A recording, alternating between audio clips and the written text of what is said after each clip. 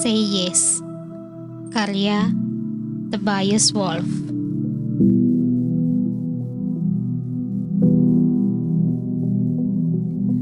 Mereka sedang mencuci piring bersama-sama.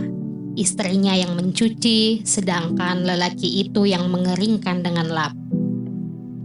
Malam sebelumnya lelaki itu juga mencuci. Tidak seperti kebanyakan lelaki lainnya yang dia kenal. Dia benar-benar rela menyingsingkan lengan bajunya untuk pekerjaan rumah. Beberapa bulan sebelumnya, dia mendengar seorang teman mengucapkan selamat kepada istrinya karena memiliki suami yang penuh perhatian. Pikirnya, aku berusaha. Membantu mencuci piring adalah cara yang dilakukannya untuk menunjukkan betapa penuh perhatian dirinya. Mereka membicarakan berbagai hal, entah bagaimana mereka sampai pada topik bagaimana bila orang kulit putih menikah dengan orang kulit hitam. Setelah mempertimbangkan banyak hal, menurutnya itu gagasan yang buruk. Lah, kenapa? Istrinya bertanya. Kening perempuan itu berkerut, bibir bawahnya digigit. Sementara tatapannya terpaku ke suatu tempat. Dengan tampang seperti itu, lelaki itu tahu dia sebaiknya menutup mulut. Tapi dia tidak pernah melakukannya, malah berbicara lebih banyak. Istrinya pun menunjukkan tampang seperti itu sekarang. Kenapa? Istrinya bertanya lagi, berdiri dengan tangan memegang mangkuk, tidak mencucinya, hanya memegang saja di atas keran. Dengar, ujarnya, aku bersekolah dengan orang-orang kulit hitam. Aku bekerja dengan orang-orang kulit hitam dan tinggal di jalan yang sama dengan orang-orang kulit hitam. Tidak pernah ada masalah di antara kami. Jangan memulai, dan diam-diam kamu mau menuduhku rasis. Aku tidak bermaksud apa-apa, kata istrinya. Ia mulai mencuci mangkuk lagi, memutarnya dengan tangan seolah-olah sedang membentuknya. Aku hanya berpikir, tidak ada yang salah kalau orang kulit putih menikah dengan orang kulit hitam. Itu saja. Kebudayaan mereka tidak sama dengan kita. Coba dengarkan mereka sesekali. Mereka bahkan punya bahasa sendiri. Aku sih tidak masalah. Aku suka mendengar mereka berbicara. Dia sungguh-sungguh karena suatu alasan itu membuatnya merasa senang. Tapi itu berbeda. Orang dari budaya mereka dan orang dari budaya kita tidak pernah bisa benar-benar mengenal satu sama lain. Seperti kau mengenalku? Tanya istrinya. Iya, seperti aku mengenalmu. Tapi kalau mereka mencintai satu sama lain? Sambungnya. Istrinya mencuci dengan lebih cepat sekarang, tidak melihat ke arahnya. Ya ampun, pikirnya. Ujarnya. Ya, tidak begitu juga. Lihat saja statistik. Kebanyakan pernikahan seperti itu berakhir dengan perceraian. Statistik. Istrinya menumpuk cucian yang telah dilap di rak dengan amat cepat. Banyak yang masih berminyak. Juga tampak sisa-sisa makanan pada gigi garpu. Baiklah, ujarnya. Bagaimana dengan orang dari luar negeri? Kukira begitu juga pendapatmu kalau ada dua orang dari negara berbeda yang menikah. Iya, jawabnya. Begitulah. Bagaimana bisa kau memahami orang yang latar belakangnya sepenuhnya berbeda? Berbeda, ucap istrinya. Tidak sama seperti kita. Iya, berbeda. Sentaknya. Gusar dengan ulah sang istri yang mengulang kata-katanya sehingga terdengar tolol atau munafik. Ini masih kotor, katanya, mencampakkan seluruh peralatan makan itu kembali ke dalam bak. Air di dalam bak sudah tenang dan berwarna kelabu. Istrinya menunduk, bibirnya terkatup erat. Ia mencemplungkan tangannya ke bawah permukaan air. "Oh!" jeritnya dan melompat mundur. Ia memegang pergelangan tangannya itu. Jempolnya berdarah. "Jangan kemana-mana," ujar lelaki itu. "Tetap di sana." Dia berlari menaiki tangga ke kamar mandi dan menggeledah lemari obat-obatan untuk menemukan alkohol, kapas, dan plaster. Ketika ia turun kembali, istrinya sedang bersandar di kulkas. Masih memegangi tangannya, mata perempuan itu terpejam. Lelaki itu mengambil tangan istrinya dan mengoleskan kapas pada jempol perempuan itu. Pendarahannya telah berhenti. Dia menekan jempol tersebut untuk mengetahui seberapa dalam lukanya. Setetes darah menggenang, bergetar dalam warnanya yang terang, lalu jatuh ke lantai. Di atas jempol itu istrinya menatap dengan sorot mendakwa. "Lukanya dangkal," kata lelaki itu. "Paling besok-besok sudah tidak kelihatan lagi." Dia berharap istrinya menghargai betapa sigap dirinya dalam mengobati perempuan itu. Karena dia peduli pada istrinya. Dia tidak mengharapkan balasan. Namun, kali ini pikiran itu muncul di dalam benaknya. Alangkah baiknya apabila perempuan itu tidak mengungkit lagi percakapan yang tadi. Dia sudah capek dengan itu. "Sudah selesai," katanya. "Istirahatlah." "Tidak apa-apa," kata istrinya. "Aku yang mengelap cucian." Lelaki itu mulai mencuci peralatan makan lagi, menaruh perhatian terutama pada garpu. "Jadi," kata istrinya, "kau tidak akan menikah denganku kalau aku berkulit hitam?" "Ya Tuhan, An. Loh, begitu kan katamu?" "Tidak, aku tidak bilang begitu. Dan itu pertanyaan yang konyol. Kalau kau berkulit hitam, kemungkinannya kita tidak akan ketemu. Kau punya kawanmu sendiri. Begitupun aku. Satu-satunya perempuan berkulit hitam yang pernah kukenal hanya partnerku sewaktu di klub debat. Lagi pula, aku sudah berkencan denganmu waktu itu. Tapi bagaimana kalau kita bertemu sementara aku berkulit hitam? Ya, kemungkinan kamu akan berkencan dengan lelaki sesama kulit hitam." Dia menjumput semprotan pembilas dan membersihkan peralatan makan. Airnya begitu panas, sampai-sampai logam itu menggelap dan berwarna biru pucat, lalu kembali menjadi perak.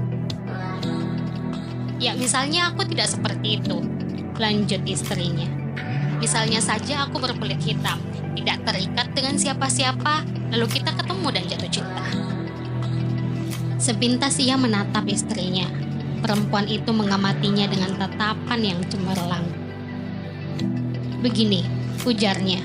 Nadanya dibuat sewajar-wajarnya. "Ini tolol. Kalau kau berkulit hitam, kau tidak akan seperti dirimu adanya." Selagi berkata begitu, dia menyadari bahwa pendapat itu sepenuhnya benar. Tidak ada gunanya berdebat tentang kenyataan itu. Jadi dia menyampaikannya lagi. "Kalau kamu berkulit hitam, kamu tidak akan seperti dirimu adanya." "Aku tahu," kata istrinya. "Tapi misalnya saja begitu." Dia menarik napas dalam-dalamnya. Kendati pendapat itu membuatnya unggul, namun dia masih saja merasa terpojok. "Misalnya apa?" tanyanya. "Kalau aku berkulit hitam dan tetap seperti ini, lalu kita jatuh cinta, akankah kamu menikah denganku?" Lelaki itu memikirkannya. "Bagaimana?" tanya istrinya. Langkahnya mendekat, matanya bahkan semakin mencerlang. "Aku masih memikirkannya," jawabnya. "Kau tidak akan menikah denganku. Aku tahu kau akan bilang tidak." Jangan cepat-cepat menyimpulkan, ujarnya. Banyak hal yang mesti dipertimbangkan. Kita tidak ingin berbuat sesuatu yang akan kita sesali seumur hidup, kan? Cukup menimbang-nimbangnya, iya atau tidak. Karena kau memandang masalahnya seperti itu, iya atau tidak? Ya Tuhan, baiklah. Tidak, sambut istrinya. Terima kasih. Dan meninggalkan dapur menuju ruang tengah. Beberapa saat kemudian, lelaki itu mendengar perempuan itu membalik halaman majalah. Dia tahu kalau istrinya kelewat gusar untuk benar-benar membaca, tapi perempuan itu tidak menyentakkan halaman sebagaimana lelaki itu akan lakukan dalam situasi yang sama. Perempuan itu membalik halaman dengan pelan, seakan tengah mempelajari setiap kata. Perempuan itu tengah mempertunjukkan ketidakacuhannya pada suaminya. Akibatnya, sebagaimana yang perempuan itu harapkan, lelaki itu tahu. Lelaki itu merasa tersakiti. Tidak ada pilihan baginya selain turut mempertunjukkan ketidakacuhannya pada perempuan itu. Dengan tenang, sepenuh hati, dia mencuci sisa perabotan, lalu mengeringkan dan membereskan semuanya. Dia menyeka meja dan kompor. Ketika sedang menggosok linoleum yang tadi kejatuhan darah, dia memutuskan untuk mengepel seluruh lantai sekalian. Selesai mengerjakannya, dapur itu tampak baru seperti pertama kali mereka berdua melihat rumah itu, sebelum mereka berdua tinggal di sana. Dia mengambil tempat sampah dan pergi keluar. Malam begitu cerah hingga dia bisa melihat beberapa bintang di sebelah barat, di mana cahaya perkotaan tidak mengaburkannya. Di El Camino lalu lintasnya lancar dengan sedikit kendaraan, setenang aliran sungai. Dia merasa malu karena telah membiarkan dirinya terseret ke dalam pertikaian dengan istrinya. Dalam 30 tahun lagi mereka berdua mungkin sudah tiada. Apa pentingnya lagi masalah itu? Dia terkenang akan tahun-tahun yang telah mereka lalui bersama. Betapa dekatnya mereka dan betapa baiknya mereka mengenal satu sama lain. Tenggorokannya terasa tegang sampai dia sulit bernafas. Wajah dan lehernya mulai menggelenyar. Kehangatan membanjiri dadanya. Sesaat dia berdiri saja, menikmati sensasi tersebut, lalu mengambil tempat sampah dan melewati gerbang belakang.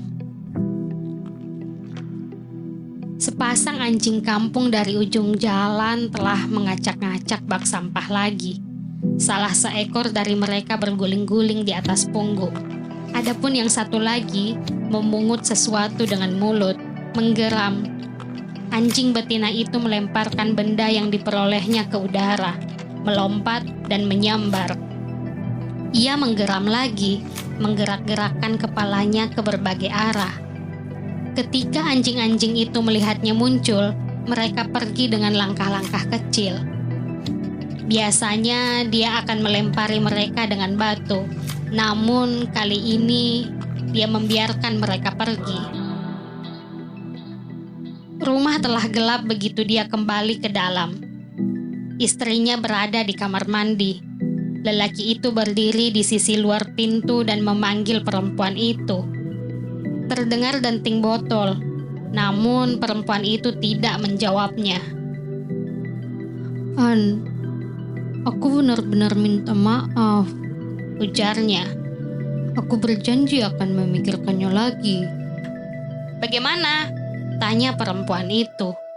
Lelaki itu tidak mengharapkan ini, namun dari suara istrinya, ketinggian dan nada tertentu yang terasa asing baginya, dia menyadari kalau dia harus memberikan jawaban yang tepat. Dia bersandar pada pintu. Aku akan menikah denganmu, bisiknya. Begitu ya, sahut istrinya. Naiklah ke kasur, aku akan keluar sebentar lagi. Lelaki itu menanggalkan pakaian dan menyelimuti dirinya.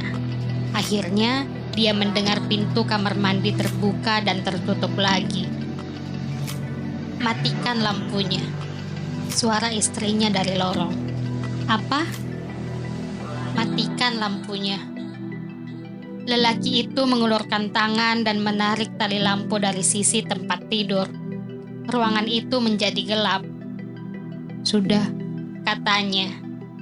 Dia berbaring, tapi tidak ada apa-apa lagi. "Sudah," dia berkata lagi. Lalu dia mendengar ada yang bergerak melintasi ruangan. Dia duduk, namun tidak bisa melihat apapun. Ruangan itu sunyi. Jantungnya berdebar, sebagaimana pada malam pertama mereka bersama. Begitupun ketika dia bangkit akibat suara dalam kegelapan itu, dan menantinya terdengar lagi. Suara langkah seseorang tengah menjelajahi rumah itu. Seseorang yang tidak dikenalnya.